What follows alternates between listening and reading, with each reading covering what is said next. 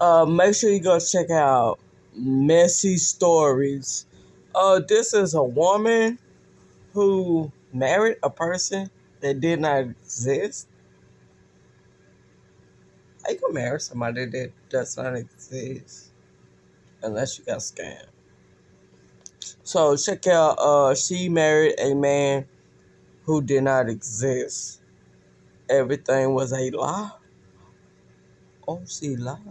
Oh, Someone who didn't exist, and everything that happened during that time, from the moment of meeting to our marriage. oh, come on, turf. Backlash. Sorry, Wi-Fi, bro. Okay, this says she married a man who did not exist. Make sure, and everything was a lie. Part one, but check out Messy Stories. Oh, I have everything. Okay, so I'm going to be telling the story of how I married someone who didn't exist, and everything that happened during that time, from the moment of meeting to our marriage to, well, I should say wedding, not marriage. How? How you gonna marry somebody that does not exist unless they was a damn ghost? And you can't marry a ghost. Wasn't a marriage, to finding out things, uncovering truths, to the moment that I left, and a lot of things still coming to light even after I left. I thought a lot about how I was going to do this, when, or even if I was going to do this. I wrote a book, published it in June.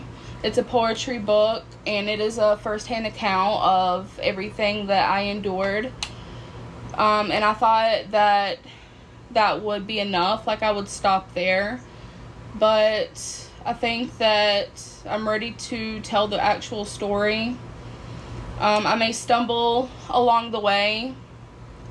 I may get emotional. I may be trying to remember details. It's so much that happened in such a short amount of time. The details are very closely packed. And a lot of it is, it's still really unbelievable to me, and I can't wrap my head around a lot of the things that happened. So I'm going to tell the story, and I'm going to tell it in its full form. I'm going to tell the parts where I looked bad. I'm going to tell the parts where I looked stupid and naive. There's going to probably be a lot of people who judge me or have strong opinions about why I stayed, why didn't I leave after certain events. And the only thing I'm going to say that to start off with is that you don't know what you're going to do until you're in a situation like this yourself. Hopefully no one is ever in a situation like this, but this is my truth and how I experience things. So, for the sake of privacy, I am not going to be using real names in this story. Any names you may hear, they are not going to be real names. I may change a few things throughout the story just to make sure I'm expressing my experience only. I cannot speak for the others that were involved. This is how I perceived what I went through. So, June of last year, 2024, I was dating. Meaning I was on dating sites. I was really only on one. I was on Facebook dating, which in hindsight is one nobody should ever be on. Now I've heard about Facebook dating. I've seen that on Facebook, but okay. And I had met a few people, maybe gone out on a few dates. Nothing ever came of it. I was just getting kind of discouraged. I was living in Fort Lauderdale at the time. I was working 2 full-time jobs. I was working for an in-home addiction treatment program, and I also was the supervisor at a dual diagnosis mental health addiction rehab. So I was working about anywhere between 80 to 100 hour weeks sometimes. Extremely independent. I moved to Florida in 2018 from North Carolina. And when I moved here, I was in a relationship with someone here. We were together for about 5 years. We split up in 2022, the beginning of 2023. And I was single since then. I wasn't seriously involved with anyone. I had a roommate from hell situation for a little bit, and then finally April of last year, I left my roommate and I moved into my own apartment in Fort Lauderdale. So this person who would become my husband, we're going to call him Rob. Rob had liked me on Facebook dating, and I had matched him back. So first thing that I noticed from his profile, he seemed very confident. I have a thing for tattoos. He had a lot of them. And I'm almost positive he had something in his bio about being like a single dad, something along those lines. So we started chatting, and immediately the charm was on. Like, he was very flattering, very charming. He was saying all the right things. We had a few really good conversations. On my bio, on my Facebook dating profile, I had been clear with my intentions. I'm dating with purpose. I'm not looking for casual encounters. I am a substance abuse counselor. I work a lot. So we started having conversations about substance abuse counseling and addiction. And that's when he revealed to me that he was a single dad because he was a widower. I don't know. There's a special word for men. I think it's a widower. Anyway, so we got into that story. He had told me that his wife, the mother of his children, had passed away from a drug overdose 5 years ago or so. At this point when we were speaking, we went into a little bit of that history. He was telling me just a little bit about the story, how devastated he was, how, she left behind him and their children, which were 3 girls, and that he was just a single dad trying to make it out here. He had been devastated by her passing, and he didn't think he would ever find that kind of love again. They had been together for such a long amount of time. And at this point, we both knew we were kind of far away from each other. Mind you, like I said, I was in Fort Lauderdale, and he lived about 2.5 hours west of Fort Lauderdale. So he was telling me that he worked in construction, and that he owned his own home, and he had like 2 or 3 cars. He had told me that he was just, very successful at this point in his life. He hadn't always been. He did tell me that he had a history with addiction himself, and that he had been in prison previously. He was very upfront about that. That was never hidden. And he told me the reason why he was in prison twice.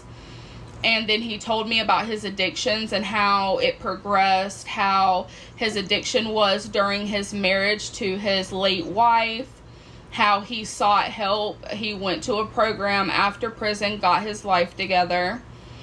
And now he was successful. He was doing what he needed to do to stay sober, to take care of his family, meaning his daughters. He did talk to me about his mother. He said that he had a very close relationship with her, that she had been there to support him through thick and thin. Really, even when he was in prison, she was there to support him. And he also said that once he became successful and got on his feet, pretty much as a token of gratitude or wanting to take care of his mother, he bought her a house too. So the house that she was currently living in at that time was purchased by him. So I'm going to stop right here and just say I'm a very trusting person naturally. It is a curse, not a blessing. At this point, I had no reason not to believe him. I had no reason to think that he was being fictional, that he was lying. And I am a sucker for a sob story. I love a good underdog story. That is one of my main strengths working in the field that I work in. I just believe in people. And I believe in people who have struggled very greatly. We're almost out of time. We're going to go into part 2. I get where she's coming from, where she's like, I had no reason not to believe him. Because it's like, why lie? Nope. Catfish. We've all watched Catfish. But I understand. Like, if you're gonna tell a story, and I mean a good story, really, and if you've never seen the, like they said, like the TV show Catfish, MTV Catfish, come on. 9 times out of 10, there's someone else pretending to be someone else behind the camera, behind the phone, behind like the phone conversation. They changing their voice.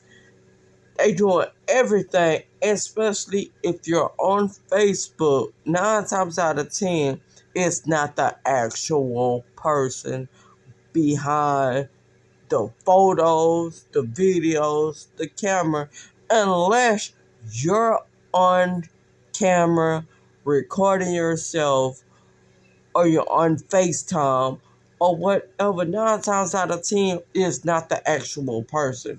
It's not. If you've seen Catfish before, it's always someone else. It's not the actual person that you're seeing the pictures, that the pictures are not actually them. You feel me? Come on now. And do not try dating sites. Do not, bro. 9 times out of 10, them people only want one thing. You feel me? I've been on them, and it's nothing good on them. It's nothing. But First of all, anyway, why lie? that's it. Facebook dating. I'm not knocking it. That's a red flag in itself. I do not believe Facts. nothing good can come off Facebook in general. Not even Facebook sales. I think dating apps are a norm for today, especially people that you work. Facebook though. People will try all of the sites until they find a match, but I think that's just the new norm with people working all the time. You don't really have time to Listen, meet. I was a victim when I was a kid. I think we all been victim to the online catfish. No. So You're on your own with this one. well, I guess it's just me, but I've been catfished before. Yes, it was not exciting. I was very upset. I was a kid, bro. I was hurt. I'm weak. You've But never I should told have me known this. it was a catfish. I'm weak. Embarrassing. Why you ain't never told me that before? Girl, That's hilarious. goodbye.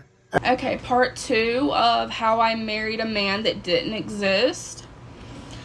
So, ending off last video, I am for the underdog. I love to hear a story of how someone has struggled and they came out of that better. Man, let me tell you, not to bash nobody, but 9 times out of 10, that person will tell you, oh, I lost my wife, and she died this way, and I'm working in, what they be saying, what the Africans be saying, them scammer Africans be saying, I'm working in a steel or some they be saying, and I need this, and can you send me this, or can you get a gift card, or can you go to Walmart or something? I've heard it, bro. Oh, I love you, bro. No, come on, do not fall for that BS, bro. Especially if you're on a dating site or anything, you feel me? Scammers will try to get you. Scammers will. Sorry. Yeah. So, everything was sounding good at this point. We had been communicating every day, and we started video calling Like I said, he was very charming, very flattering. He was saying all the things that I wanted to hear that I didn't know that I needed to hear. And at the time, obviously, I didn't know that this script was formulated specifically for me.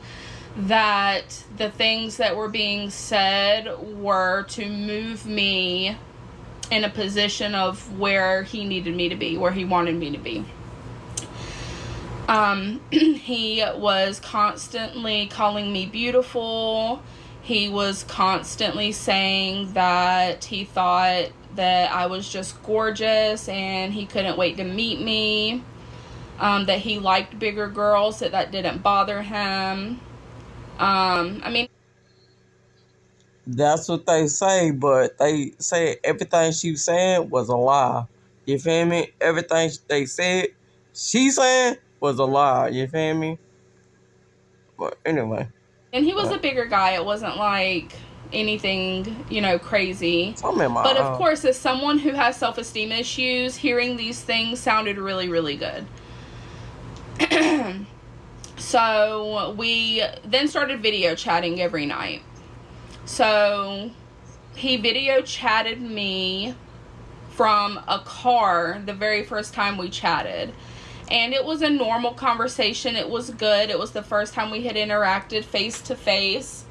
And it was like the charm that he had over the text messages just translated into that like real interaction. And I was like, oh my gosh, like this seems too good to be true. Like he seems really into me. We were talking about making plans about meeting in person. So he was video chatting me from the car, and at that point, once again, he owned his own home. He was telling me that he did have 2 roommates. We will call them K and T, one male, one female, and that K and T were together. They were a couple. So he was talking about how they all go out together with his friends, and they go ATV riding. He had sent me some videos of the ATVs and riding through, the fields or the woods or whatever. And we had made plans for me to go over there and go ATV riding with him and a group of his friends. He had shown me pictures of his dogs. There were 2. He had shown me a picture of his vehicles. He had shown me the outside of his house. He had flipped the camera around and he showed me the house. And the car he was sitting in was a really nice car. I don't remember exactly what it was, but it was a nice car.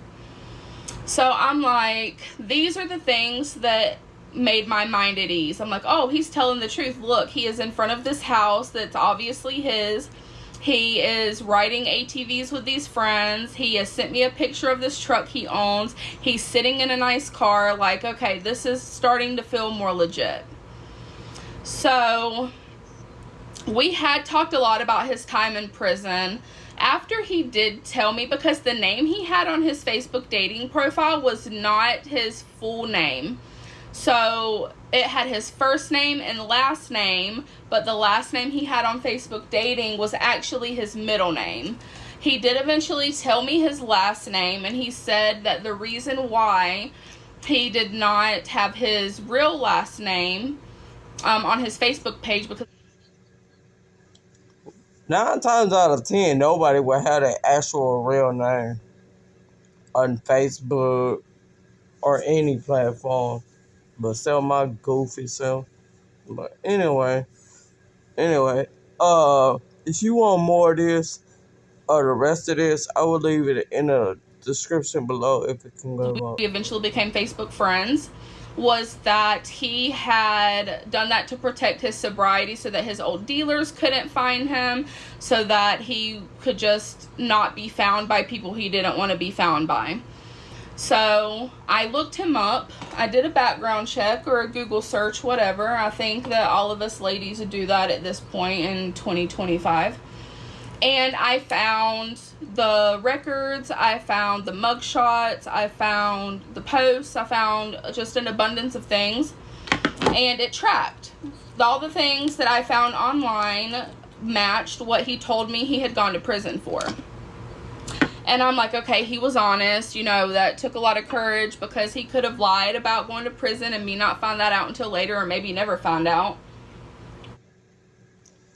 Man, if you want the rest of this, I will leave it in the description. I'm gonna leave it. Man, just let me know in the comments below. But yeah, this. Oh my, cause this is 7 hours, and I know y'all probably don't even sit through this. But anyway, this shit is crazy, bro. What the fuck?